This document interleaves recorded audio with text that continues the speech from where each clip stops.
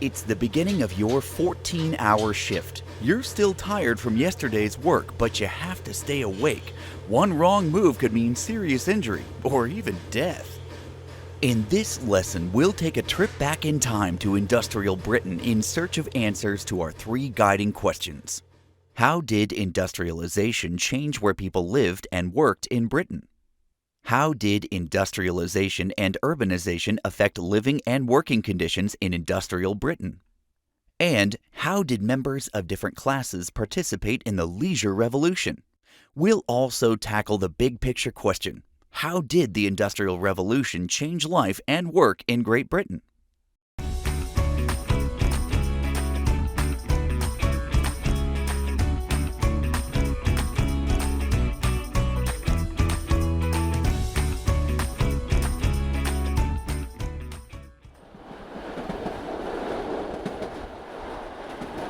During the industrial era, factories sprung up across Britain, creating job opportunities that lured people from the countryside to cities.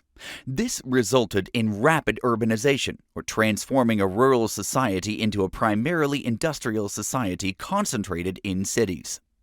For example, between 1700 and 1850, the population of Manchester exploded as people came to work in the cotton industry. The city's rivers and canals powered factory machinery and made it easy to transport raw cotton and manufactured goods. Coal mining spurred population growth in Yorkshire and other cities in northern England, Scotland, and Wales. Liverpool, which played a significant role in the slave trade and cotton manufacturing, and London, England's capital, also grew. Let's respond to the first guiding question: how did industrialization change where people lived and worked in Britain?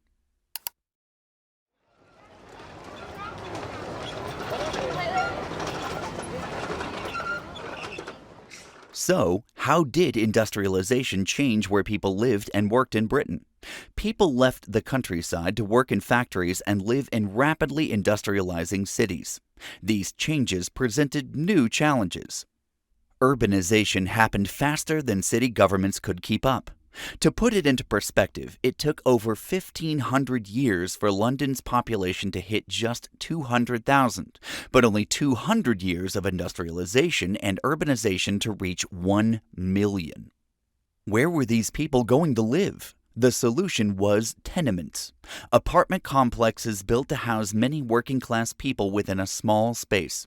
These were notoriously overcrowded, unsanitary, and poorly maintained. Tenements were packed into slums, densely populated neighborhoods infamous for crime, poverty, and lack of sanitation. A lot of people also means a lot of waste. And where did that waste end up? In the streets, canals, and rivers. This meant the water used for drinking, cooking, and bathing was contaminated by human waste and garbage. Contaminated food and water caused outbreaks of diseases like cholera, a contagious and potentially fatal bacterial infection. Outbreaks of cholera killed tens of thousands and affected lower-class neighborhoods the worst.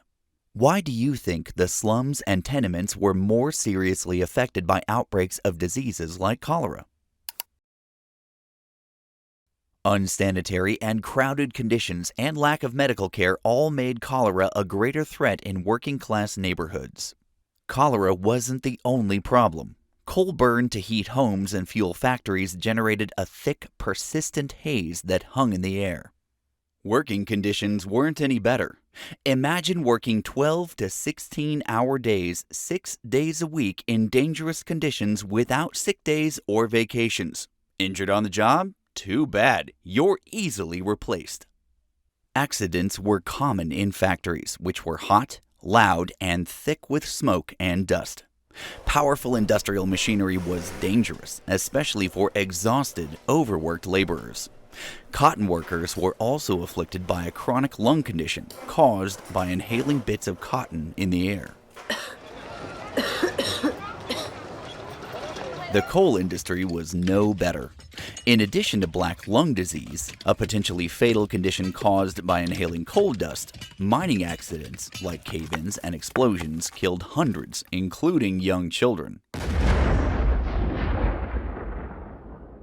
Many working-class people struggled to make ends meet. For many families, survival meant everyone who could work had to.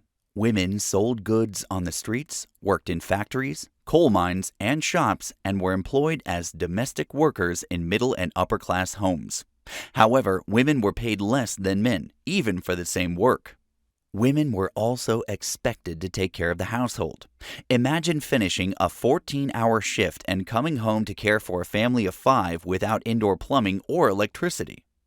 Children also had to contribute. Child labor was unregulated for most of the industrial era, so children of all ages could be found working shifts of 10 hours or longer in factories and mines. They also worked as apprentices, sold newspapers, worked as chimney sweeps, and found odd jobs to make a few pennies. For many, poverty was inescapable. In a misguided and ineffective attempt to fix poverty, orphans and those unable to work, often due to illness, injury, or age, were institutionalized in workhouses, prison-like institutions that provided work, shelter, and food for those unable to work or support themselves. They were notorious for their horrific and inhumane conditions. Hunger, in particular, was a persistent problem. Pretty grim, right? Take a minute to respond to the second guiding question. How did industrialization and urbanization affect living and working conditions in industrial Britain?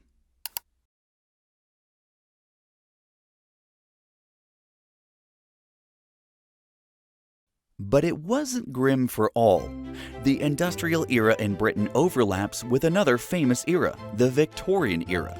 Named for Queen Victoria, this period was marked by rapid scientific development, a growing wage gap, and our next topic, the Leisure Revolution. First, what is a wage gap? That's exactly what it sounds like, the difference in average wages between social classes. During the Victorian era, the wage gap was significant. A working-class laborer earned around £20 annually. A middle-class worker earned about 10 times as much, or about £200. Members of the upper class earned £2,000 to £5,000 or more, at least 100 times the wages of a working-class laborer. Predict. How do you think the wage gap affected which leisure activities members of different social classes were able to participate in? Members of the middle and upper classes had more disposable income, the money left over after paying for necessities. This launched a leisure revolution, an increase in popularity and access to leisure activities. In true Victorian fashion, let's hop aboard the Leisure Express and take a tour through some popular leisure activities. Our first stop is the seaside. Members of the middle and upper classes took vacations to take in the air at one of the many popular seaside resorts.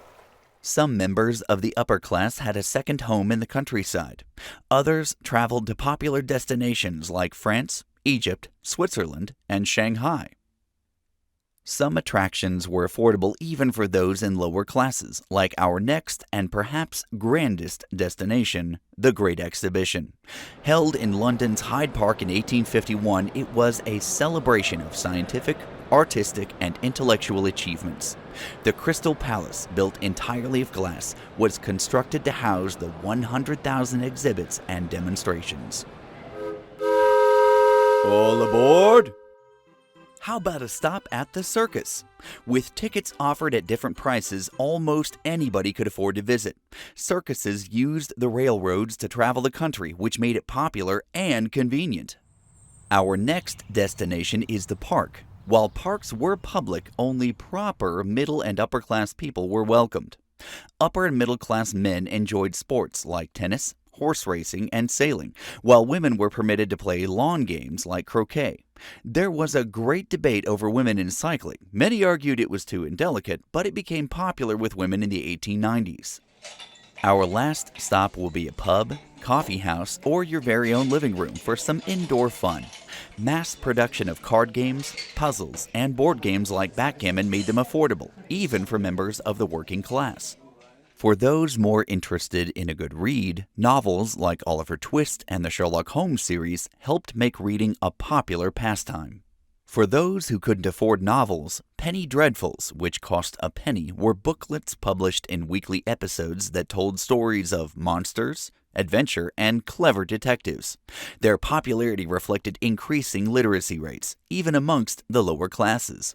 Let's pause for a moment to respond to our final guiding question.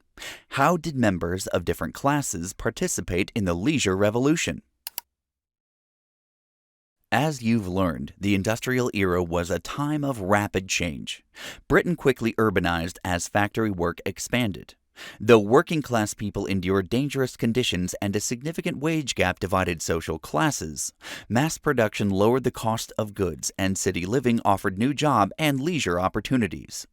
Over the coming decades, conditions would improve for all with the adoption of labor reforms, improved sanitation, and better access to education. All of these changes helped shape the modern post-industrial world we live in today because history is everywhere. Hey, hey.